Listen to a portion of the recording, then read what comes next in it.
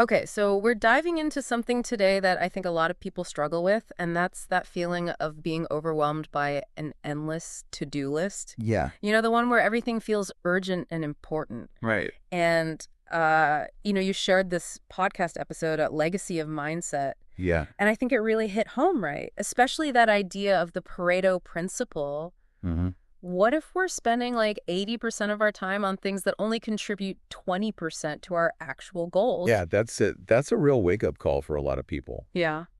We often mistake activity for productivity, Right. but this principle really highlights that we need to focus on those high-impact tasks, Yeah. the 20% that really move the needle. Okay, so how do we even begin to sift through this mountain of tasks that we all have and figure out what truly matters? Wow. The Legacy of Mindset episode suggests 4 key steps, and it all starts with capturing everything. Yeah, capturing everything is about getting all those swirling thoughts and tasks and anxieties out of your head and onto paper or into a digital tool. Think of it like decluttering your mind to gain a clear overview.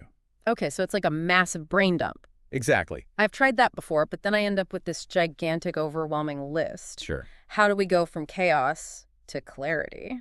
Well, that's where the Eisenhower matrix comes in. Okay. It's a fantastic tool for categorizing tasks based on their urgency and importance. Yeah. So imagine a 4-quadrant grid. Okay. Urgent and important. Urgent, but not important. Important, but not urgent. And finally, neither urgent nor important. I've heard of this matrix before, but honestly, I've never quite grasped how to apply it to my own life. It Sure. still feels kind of theoretical. Let's make it practical then. Okay. So think about your upcoming presentation. Mm-hmm. The presentation itself falls into the urgent and important quadrant because it has a deadline and directly impacts your work goals. Right. On the other hand, those emails piling up, they might be urgent but not important, or even not urgent, not important, depending on the content. So you're saying I should just ignore emails? Not necessarily ignore, but definitely prioritize strategically. Okay. The Eisenhower matrix helps you visualize which tasks deserve your immediate attention and which ones can be delegated, deferred, or even eliminated. Okay, that makes sense. Yeah. So it's not about ignoring everything else, but it's about putting the truly important things first. Right. But even within those important tasks, how do we decide what to tackle first? That's where step 3 comes in, ranking tasks by impact. Okay. The podcast uses the example of a business owner. Mm-hmm. But for you, given your work and listeners' field, this might mean Instead of getting bogged down in those less important emails, I should be focusing on, say, like prepping for that upcoming client meeting or finalizing that project proposal. exactly. Those are the things that will actually move my career forward. Yes, it's about aligning your actions with your goals, and that brings us to the final step, which might be the most challenging for many of us, Okay. setting boundaries. Ugh, boundaries. Yeah. That's my Achilles heel. I'm such a people pleaser, and saying no feels like I'm letting people down. Right. So do you have any tips for someone who struggles with this? Well, the Legacy is Mindset episode really emphasized that saying no is not selfish. Okay. It's an act of self-preservation. It's about protecting your time and energy so you can focus on what truly matters. One technique I find helpful Okay. is to reframe no as a not yet. Okay. So instead of saying, I can't do that, Mm-hmm.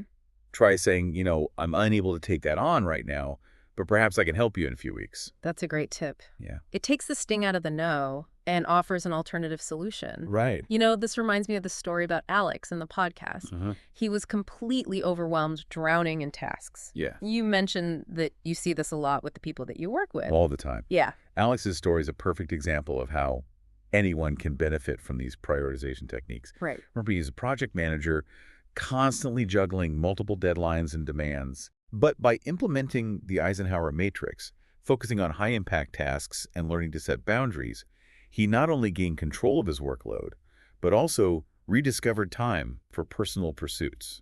That's so encouraging. It's a good reminder that we're not alone in feeling overwhelmed, and these strategies can actually make a difference. The podcast also mentioned some tools and resources, right? They did. Okay. They recommended popular apps like Todoist, Trello, and Notion, Yeah. which are great for task management and staying organized. I've dabbled in Trello before, but never fully committed to using it. Mm. Maybe this is the push I needed to give it another try. And what about those books that you always rave about? Yeah. Essentialism and Eat That Frog. Both are excellent I resources. think the podcast mentioned those too. Essentialism encourages us to discern the vital few from the trivial many. Okay.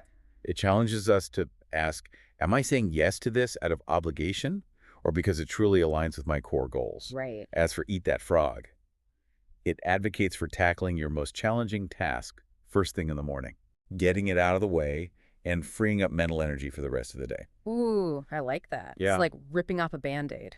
exactly. Get the tough stuff done, and the rest of the day feels like a breeze. But what about those of us who, well, aren't exactly morning people? Absolutely. Not everyone thrives on tackling the hardest tasks first thing. Right. The key is to find what works best for you. Some people find it helpful to schedule their most demanding tasks for the time of day when they feel most energized and focused. Others prefer to break down large tasks into smaller, more manageable chunks, tackling them in intervals throughout the day. Yeah, I'm definitely a fan of breaking things down into smaller chunks. It Sure. feels less daunting that way. Right. It seems like the overall message here is that there's no one-size-fits-all approach to prioritization. It's Exactly. about finding what works best for you and your unique work style and personality. That's right. And even within that, it's a journey, not a destination. What works for you today might need tweaking tomorrow. Be flexible, experiment, and keep refining your approach. The Legacy of Mindset episode also touched on the power of daily planning. Just 5 minutes each evening to outline your top priorities for the next day can make a world of difference. I'm a big believer in that it helps me start the day feeling focused and intentional, not just reacting to whatever comes my way. Right. And, even just talking about this has already sparked some ideas for me. I'm thinking about using a combination of Trello for task management, the Eisenhower matrix for prioritization, and dedicating a few minutes each evening to plan my next day. That's fantastic. It's all about taking these concepts and putting them into action in a way that fits your life. Remember, prioritization is not about doing more. It's about doing what matters most. Yeah, it really is about working smarter, not harder. I feel like this whole conversation has been such a light bulb moment for me. That's the beauty of taking a deep dive like this. It's not just about absorbing information. It's about applying it to make tangible changes in our lives. Absolutely. Yeah. So, as we wrap up this deep dive into prioritizing like a pro, what's the one key takeaway you want our listener to walk away with? You have the power to reclaim control of your time and energy. Okay. It's not about trying to cram more into your already busy schedule, but about making conscious choices and investing your energy in the things that truly matter to you. I love that it's a powerful reminder that we're not slaves to our to-do lists. We have Yeah. the agency to decide what deserves our attention and what we can let go of. Exactly. And remember, it's a journey, not a destination. Right. There will be days when you feel overwhelmed, and that's okay. The key is to keep coming back to these principles, keep refining your approach, and keep moving forward with intention.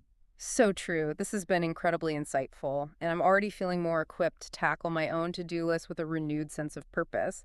So, to leave our listener with a final thought-provoking question, Okay. what's one task they could complete today that would have the biggest positive impact on their week? That's a great question to ponder. It encourages them to put these principles into action right away. What's that one thing that, if completed, would create a ripple effect of positive change in their work or personal life? That's a perfect challenge to end on. Think about it, take action, and watch the magic happen. Until next time, keep diving deep and prioritizing wisely. And remember, you got this.